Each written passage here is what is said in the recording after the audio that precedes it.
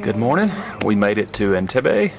We flew in late last night, got into this guest house around 11:30 to 12. I'm not sure, I didn't even look. We got in kind of late, so I didn't do any video last night or anything, but